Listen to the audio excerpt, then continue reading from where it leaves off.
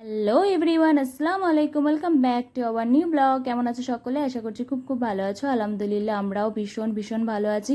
তো পুরো ভিডিওটাতে মামুনকেই দেখতে পাবে, কারণ ক্লিপগুলো ওই নিয়েছিল। এটা ছিল আমার জন্মদিনের আগের দিন।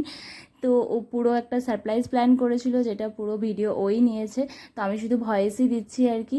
যাই হোক, ও ব্যাংক থেকে বেরোনোর পরে চলে এসেছিলো। দেখে দেখো মমস কেকে।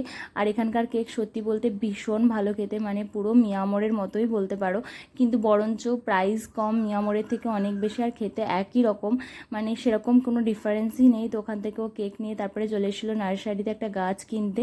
তো এখানে মানে এটা ছিল ভাতারের একটা নার্সারি, ভীষণ সুন্দর। দেখো আমি কোনোদিন যাইনি, তো দেখে আমারও যেতে ইচ্ছে করলো। আগে খুব নার্সারি যাওয়া হতো গাছ কেনার জন্য, এখন সেরকম যাওয়া হয়নি।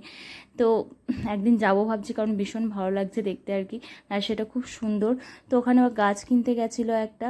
আর এদিকে দেখো নার্সারি, মানে এত সুন্দর সুন্দর গাছ আছে না, কি বলবো। যাই হোক, ফাইনালি যেই গাছটা কিনতে গেছিলো সেই গাছটা পাওয়া যায়নি। তো ফিরে চলে এসেছিলো আর কি।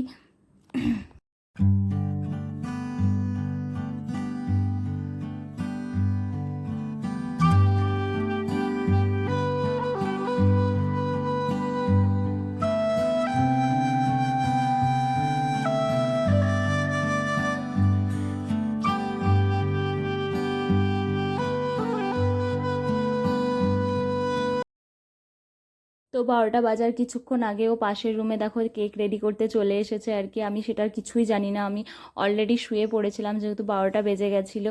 তো মানে ঘুমাইনি, বাট আমি শুয়ে পড়েছিলাম। আর এদিকে ও, আমি ভাবছি বাথরুম গেছে, তো এদিকে ও কেক রেডি করতে চলে এসেছিলো। আর সত্যি কথা বলতে মানে এই ছোটো ছোটো সারপ্রাইজগুলো পেলে না সত্যি করে সবারই ভালো লাগে, বিশেষ করে প্রত্যেকটা মেয়ে তো এই ছোটো ছোটো সারপ্রাইজগুলো আর কি ভীষণ এনজয়ও করে। আর সেটা যদি তার হাজব্যান্ড দেয়, তাহলে মানে এর থেকে ভালো লাগার আর কিছু হতেই পারে না আর কি, তোমরা ফিল করতে পারবে। তো যাই হোক, এদিকেও দেখো কেকটা রেডি করছে।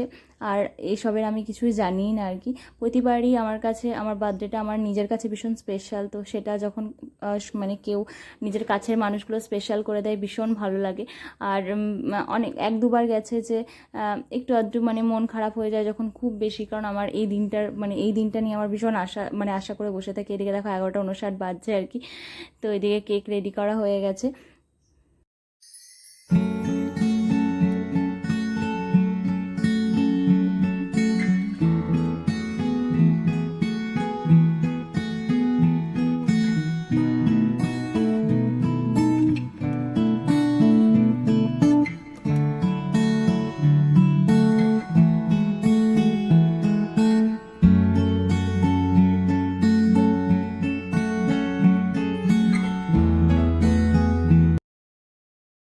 তো এদিকে দেখো, আমি দেখে তো পুরো অবাক হয়ে গেছিলাম, কারণ এরকম কিছু আমার জন্য ওয়েট করছিল সেটা আমি ভাবিও নি।